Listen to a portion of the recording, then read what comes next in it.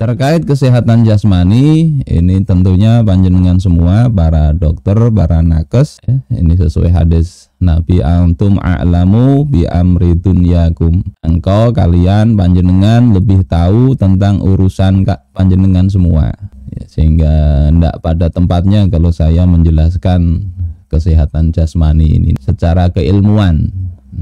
Panjenengan lebih alim, lebih mengerti tentang hal ini, dan tidak perlu kita kontradiksikan dengan tibbun nabawi, pengobatan bagaimana riwayat-riwayat yang sahih dari Rasulullah Sallallahu Alaihi Wasallam. Karena pengobatan ini masuk dalam kategori teknis yang boleh kita bikin sendiri, bukan bid'ah, bukan. Mau obat apa asal kaidahnya ya tidak membahayakan. Ya, la dharar wa la dhirar. Islam sekedar memberikan dorongan agar manusia ini muslim terutama supaya kuat fisiknya, ya, di samping nanti juga kuat spiritualnya. Kemudian Islam menjelaskan hal-hal terkait makanan, ya, aktivitas terkait kebersihan, tidur, ya, aktivitas berapa kita ini perlu mengisi lambung kita ini, ya. Dan hal-hal semuanya dari aktivitas tidur sampai tidur kembali itu ada aturan-aturan. Kalau itu dipakai itu tentu akan memberikan kebaikan kepada manusia, bukan hanya urusan kesehatan semata. Kemudian yang ketiga, Islam itu menyokong untuk berobat secara fisik. Sudah pernah kita bahas dalam kajian sebelumnya, meskipun para ulama berbeda pendapat apakah berobat ketika sakit itu sunnah ataukah mubah. Tapi yang jelas ini bukan sesuatu yang haram. Nah, tentang bagaimana perlunya kesehatan jasmani ini ada sebuah riwayat, walaupun ini tidak secara langsung menyatakan jasmani harus kuat, enggak. Anna rajulan qala, sesungguhnya seorang lelaki bertanya kepada Rasulullah, ya Rasulullah, wahai Rasulullah, i'dzalli fis siyahah, izinkan aku untuk melakukan siyahah, mengembara. Di dalam Mawahibul Jalil dikatakan, ya, as-siyahah itu adalah az-zahabu fil ardi lita'abbud wa tarahhub, yakni berkelana, ya, mengembara di muka bumi, tapi bukan mencari kitab suci seperti Sun Gokong, ya. Berkelana untuk apa? Untuk dalam rangka ibadah dan tarahhub, melakukan kerahiban.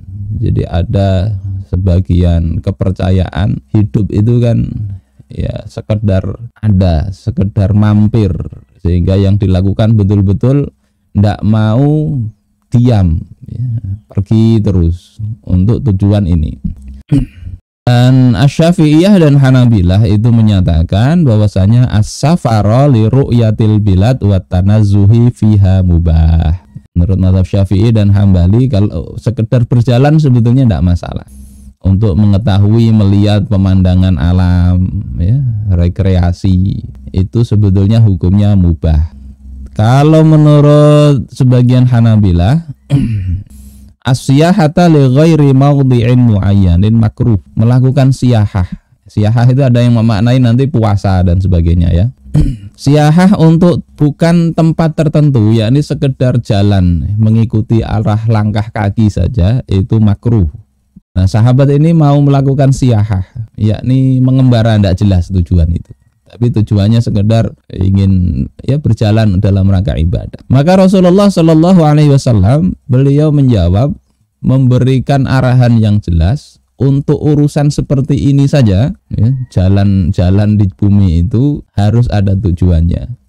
Maka beliau katakan, inna siyahata ummati al-jihadu fi sabilillah. Sesungguhnya siyahah atau pengembaraan atau tamasyanya umatku itu adalah jihad di jalan Allah. Jadi melakukan perjalanan bersama pasukan untuk melakukan dakwah maupun penaklukan, itulah siyahah yang mestinya dilakukan. Apa kaitannya dengan kesehatan jasmani? Ya, untuk berjihad secara fisik ini perlu kuat, sehat.